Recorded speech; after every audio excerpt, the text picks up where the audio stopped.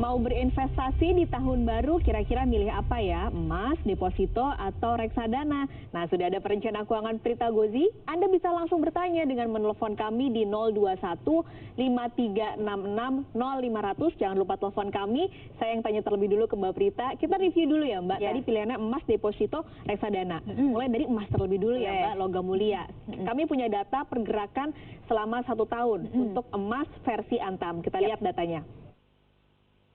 Oke, ini harga emas dari Januari ke Desember turun ya, Mbak. Dari 653.000 menjadi 648.000 ya. Ini gimana, Mbak? Jadi sebetulnya kalau dibilang turun itu kalau kita tarik garisnya dari Januari hingga Desember. Kalau misalnya kita tarik garisnya mungkin dari Desember ke Desember itu mungkin dia tidak turun. Atau bahkan di sini kan di November dia ada kenaikan. Jadi memang yang kalau kita melihat suatu investasi itu dalam jangka pendek itu memang akhirnya kita lihat dalam bentuk fluktuasi seperti ini. Sehingga sebetulnya ini memberikan apa ya istilahnya legitimasi bahwa yang namanya memiliki emas itu bukan hanya untuk dipegang selama 1 tahun. Tetapi emas itu lebih sifatnya untuk aset defensif dan yang sifatnya untuk jangka menengah hingga panjang. Defensif maksudnya kalau terjadi apa-apa dengan investasi kita yang lain dan sebagainya, emas ini tetap stabil nilainya.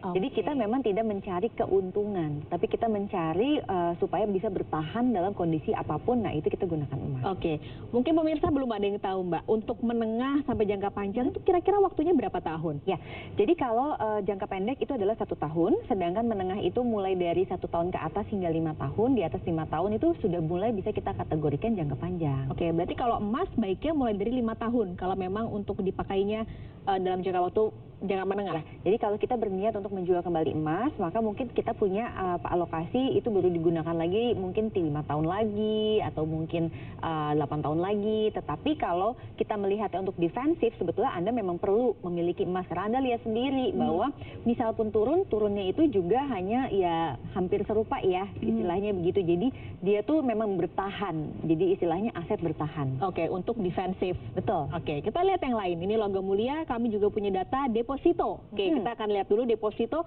1 tahun. Ini bunga rata-ratanya untuk 1 tahun yang juga tidak terlalu baik ya kalau dibandingkan Januari dengan Oktober ya, Mbak. Nah ini bagaimana untuk deposito? Jadi ini cara bacanya gini, kalau misalnya seseorang memasukkan dananya dalam bentuk deposito di bulan Januari, maka akan mendapatkan tingkat suku bunga 6,69% sebelum pajak. Jadi pada saat di bulan Desember sekarang ini, maka dia harusnya sudah menikmati 6,69% dikalikan dengan 80%, karena kan dikurangi 20% pajak untuk bunga deposito. Nah, kalau dia baru masukin uangnya itu katakanlah di bulan Agustus, maka selama setahun ke depan dia akan memperoleh suku bunga sebesar 6,42% ini sebelum pajak. Jadi cara baca seperti itu. Artinya kalau Anda memasukkan uang di deposito di bulan Januari, maka uang Anda itu akan naik hingga hampir 6,5% ya, gitu dari angka awal. Kira-kira begitu cara bacanya. Iya. Kalau deposito memang untuk jangka pendek, Mbak? Betul. Jadi deposito itu memang sifatnya adalah untuk uang simpanan atau uang, kalau istilahnya uang parkir deh gitu, sebelum mungkin digunakan untuk hal yang lain, atau bahkan kita sudah merealisasikan keuntungan yang mana tapi kita belum pakai uangnya. Nah kita taruh dulu nih di deposito. Jadi memang deposito itu kenaikannya itu biasanya memang hampir serupa dengan inflasi kalau dalam jangka pendek. Oke. Nah kalau deposito kan pilihannya beragam biasanya di bank, mulai dari 1 bulan, 3 bulan, 6 bulan, lalu 1 tahun. Lebih ini mana sih, Mbak? Efektif mana? Langsung 1 tahun atau kita lihat aja mungkin bunga yang paling menarik 3 bulan, jadi kita 3 bulan lalu perpanjang lagi ya. Jadi cara bacanya begini, kalau misalnya kita adalah seorang pensiunan yang memang mengandalkan bunga deposito untuk hidup misalnya, nah itu lebih baik kita mengambilnya memang 1 tahun selama 1 tahun. Jadi Anda tidak akan nih mengalami resiko nanti tiba-tiba turun kira-kira seperti itu. Tapi kalau misalnya Anda memang hanya menempatkan uang di deposito dengan tujuan ingin dicairkan kembali dalam jangka waktu di bawah 1 tahun, maka saya tidak sarankan mengambil deposito setahun. Karena yang kita kejar adalah likuiditasnya, kemudahan pencairan tanpa penalti, bukan mengharapkan ya perbedaan selisih dari angka-angka ini. Oke, ada penelpon Mbak Prita, ada Pak Jimmy dari Semarang. Selamat pagi Pak, boleh dengan pertanyaannya langsung? Selamat pagi, terima kasih. Mbak, maaf, setiap Senin sampai Jumat kan ada Kompas berita bisnis ya. Itu kok hilang yang segmen yang suku bunga reksadana, suku bunga deposito bank, padahal itu di-announce. Dan bagi Kompas sendiri itu potensial, kan ada kontan itu bisa diberdayakan gitu Pak, untuk mengulas itu. Baik, terima kasih Pak Jimmy untuk sarannya. Oke, itu tadi soal Mas Mbak. Nah, kita balik lagi ke deposito. Jadi memang kalau untuk itu selisih jangan terlalu diutamakan ya Mbak ya? Betul, karena kalau deposito itu sifatnya memang dia lebih aset liquid. Jadi kita mencari kemudahan dalam pencairan kembali. Nah, itu kita jangan terlalu berpikir bahwa masukin di sini rugi dan sebagainya gitu ya. Karena pada saat Anda melihat bahwa tingkat suku bunga trennya menurun, memang kalau Anda mengambilnya 1 bulanan, ya Anda akan beresiko mendapatkan suku bunga yang turun. Tapi kalau Anda ambilnya yang 1 tahun, maka pada saat ini turun juga tidak ada masalah gitu. Oke, bagaimana dengan reksadana? Kita lihat datanya. Ini juga jadi instrumen salah satu yang bisa dipilih. Kita lihat IHSG. Oke, ini menarik dari sekali ya chartnya. Jadi ini adalah chart indeks harga saham gabungan. Kita potong dulu Mbak, karena ada penelpon dari Madiun. Selamat pagi Pak Johan. Iya, bisa dengan pertanyaannya langsung Pak? Iya, saya coba dilihatin yang tabel sebelumnya yang bunga deposito itu. Oke, deposito. Boleh dikeluarkan bunga deposito? Pertanyaannya Bapak? Pertanyaan saya ingin tahu itu kan misalnya Januari 6,something%, Februari 6,something%, sampai itu kan Desember ya. Itu apakah kalau misalnya kita taruh duit katakanlah misalnya 10 miliar gitu ya, misalnya. Apakah di Januari itu kita terima bunga itu 6,69%? Terus apakah di Februari juga sama 6,59% atau baru itu flat di akhir Desember baru dihitungnya sama seperti itu? Oke, baik. Jadi saya jelaskan ya Pak. Baik.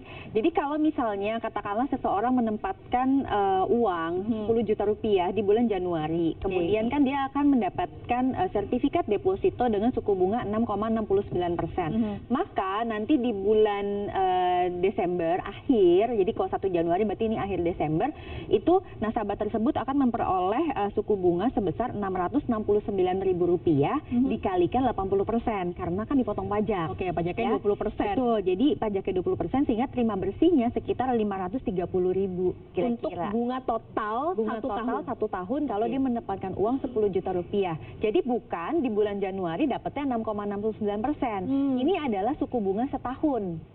Sehingga harus dibagi 12, kira-kira begitu. Kalau memilih 1 tahun. Betul. Oke. Bahkan memilih 1 bulan pun, bank itu biasanya akan memberikan informasi suku bunga tetap tahunan. Jadi tetap aja itu bukan berarti sebulan saya dapat 6,69, nggak begitu. Harus dibagi 12 dulu. Dan tetap ada pengalian 80% itu. Pasti karena kan itu adalah pajak. Oke, ada penelpon lagi Pak Salman. Selamat pagi Pak. Iya, halo. Oke, boleh dengan langsung pertanyaannya Pak? Saya mau nanya, kalau kita mau daftar reksadana itu gimana ya caranya? Kan ada reksadana dari pemerintah tuh kan? Baik, terima kasih Pak Salman. Kita boleh tampilkan data tadi IHSG lagi sebagai salah satu patokan reksadana. Bagaimana Mbak untuk Jadi yang namanya reksadana itu kan ada berbagai jenis, reksadana pasar uang, reksadana pendapatan tetap, campuran dan saham. Nah, reksadana saham biasanya dibandingkannya itu dengan indeks harga saham gabungan IHSG. Selama 1 tahun terakhir IHSG kita itu ternyata trennya menurun ya, atau mungkin bisa dibilang ya rata lah gitu ya. Sedangkan kalau berbicara tahun 2017, saya punya datanya, IHSG kita itu memberikan hasil 19%. Wow. Jadi tahun lalu 2017 itu mungkin 19%, tahun ini itu mungkin kalau kita hold itu jadi dari Januari sampai dengan Desember kita tarik itu ya dia sama aja.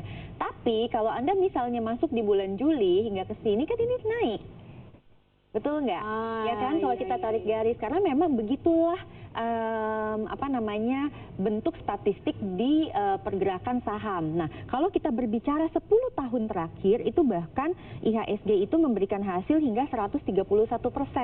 Selama 10 tahun. 10 tahun. Maka dari itu, kalau seseorang itu mengambil reksadana saham, dia tidak boleh punya patokan hanya untuk misalnya bulanan atau 1 tahun. Tetapi memang harus mindsetnya itu adalah jangka panjang. Pola pikirnya itu adalah untuk jangka panjang. pajak. Jadi tadi ketika pertanyaan Pak Salman bagaimana cara mendaftarnya? Nah, kalau cara mendaftar untuk membeli reksadana, pertama Bapak pilih dulu reksadana mana yang mau Bapak ambil, kemudian Anda pilih itu di manajer investasi yang mana, karena reksadana itu diterbitkan oleh manajer investasi. Nah, jalur distribusinya saat ini banyak, bisa lewat bank, bisa langsung ke platform online, bisa langsung ke manajer investasinya sendiri, itu juga bisa. Anda tinggal daftar saja, kemudian Anda tempatkan dananya, lalu nanti Anda akan mendapatkan nomor bahwa Anda memang investor di situ. Jadi gampang ya sebenarnya. Lalu mana yang harus kita pilih tahun depan? Jangan dijawab dulu Mbak Prita, kita jeda sejenak, Kompas Bisnis segera kembali.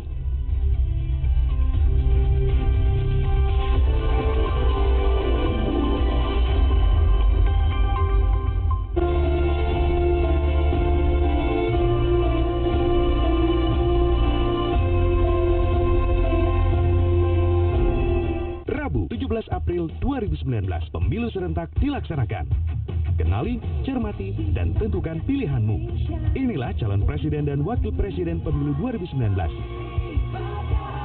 Dan inilah partai politik peserta pemilu 2019.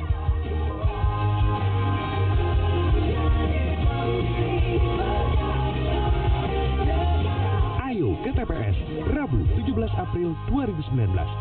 Pemilih berdaulat, negara kuat.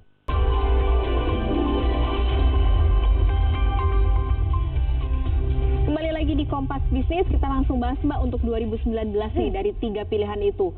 Karakteristik yang harus dilihat masing-masing investasi ini apa Mbak? Nah, sebetulnya ini terlihat sekali ya bahwa kalau kita memasukkan uang di deposito, maka kita akan mengharapkan uang kita hanya naik setara dengan inflasi barangkali. Kalau kita memasukkan uang di emas, itu jangan mengharapkan keuntungan, tetapi kita tuh punya defensif. Keuntungan mungkin dalam jangka yang lebih panjang, tetapi kalau jangka pendek itu lebih bersifat aset defensif. Dan berbeda ya, yang namanya deposito itu kan ada pihak ketiga, sedangkan kalau logam mulia itu kita pegang sendiri. Nah, sedangkan IHSG kalau Anda lihat di sini, lihat aja setahun ini seperti ini potretnya. Tahun lalu bisa hampir 20%, tahun ini kok ya sama. Jadi artinya tiap tahun itu bisa berbeda-beda. Tetapi yang kita lihat ternyata selama 10 tahun itu hasilnya baik sekali. Jadi pada saat kita menentukan investasi apa nih di awal tahun 2019, kita harus tahu, oke, saya mau ngapain dengan uang ini. Jangan beli karena mungkin ya udah beli karena beli, cuma nonton Kompas terus oh ya udah nih gitu, oh kayaknya ini gini gitu ya udah beli aja deh gitu. Jangan begitu. Saya misalnya mau menyiapkan untuk dana pensiun pribadi, berarti kita harus punya reksadana saham, sifatnya jangka panjang. Saya misalnya mau naik haji 5 tahun lagi, oh berarti jangan di reksadana saham, mungkin lebih di mix antara emas dan juga reksadana campuran. Ya. Saya mau misalnya balik pulang kampung tuh nanti di Lebaran, nah itu berarti reksadana pasar uang. Karena dia jangka pendek, ke Lebaran tahun depan kan tinggal 6 bulan lagi. Jadi memang benar-benar harus dilihat tujuan dari orang itu berinvestasi apa. Kalau untuk mereka yang baru mau memulai tahun depan berinvestasi nih baru mau mulai, berarti resikonya tentu harus yang lebih kecil Mbak? Atau jangan dong, karena kan siapapun dia pasti akan memiliki tujuan jangka panjang dan dia butuh dana darurat. Jadi sebenarnya kalau menurut saya, setiap orang itu dalam portofolio aset investasinya itu perlu yang paling konservatif dalam arti resiko rendah, dan juga perlu yang paling agresif karena dia itu nggak tahu ya masih punya kebutuhan di masa pensiun atau tidak. Jadi kalau Anda adalah investor pemula, sebaiknya Anda malah punya sesuatu yang sifatnya seperti deposito atau reksadana pasar uang, lalu di ujung kanannya itu Anda punya yang seperti saham atau reksadana saham. Kalau misalnya Anda mau tukar antara reksadana pasar uang dengan emas itu juga masih bisa gitu. Jadi itu tergantung istilahnya faktor yang dimiliki oleh kepribadian masing-masing. Jadi kalau misalnya seseorang sudah punya budget untuk investasi, memang lebih baik dipecah investasi. Iya, jangan pernah menempatkan uang Anda di satu tempat. Itu penting. Penting sekali. Misalnya merasa bahwa kemarin berarti dolar dong yang naik, taruh semua di dolar, ya jangan begitu. Nanti kalau tahun depan kita malah lebih kuat, kan Anda punya tabungan dolar malah turun semua nilainya terhadap rupiah. Jadi dibagi-bagi. Betul sekali. Pertanyaan terakhir tadi soal deposito Mbak. Jadi deposito tadi kan ada yang per bulan, ada yang per tahun. Ada mekanisme di bank bahwa bunganya mau disimpan di mana nih? Balikin ke dalam tabungannya atau langsung dikeluarkan? Itu istilahnya automatic rollover. Jadi kalau Anda memang adalah investor yang menempatkan dana di deposito, sebetulnya saran saya itu adalah investor yang ingin menikmati bagi hasil. Kalau Anda menikmati bagi hasil, berarti Anda pakai uangnya, tidak di rollover. Kalau Anda mau rollover, saran saya malah rollovernya itu dimasukkan ke reksadana saham supaya depositonya itu nggak bakal turun modalnya, tetapi Anda menikmati potensi kenaikan dengan menempatkan si bunganya itu di reksadana tempat lain. Oke, tips yang sangat menarik kalau begitu. Terima kasih Mbak Prita. Jadi ingat bahwa jangan ditempatkan di satu tempat dan apa tujuannya di investasi sekali. Terima kasih Mbak Prita. Semoga tahun depan akan semakin banyak lagi masyarakat berinvestasi. Terima kasih Mbak Prita sudah ada di Kompas TV hari ini. Dan saudara, kami tutup Kompas Bisnis pagi ini. Saya Paskalis Iswari undur diri. Kita jumpa lagi tahun depan. Dadah.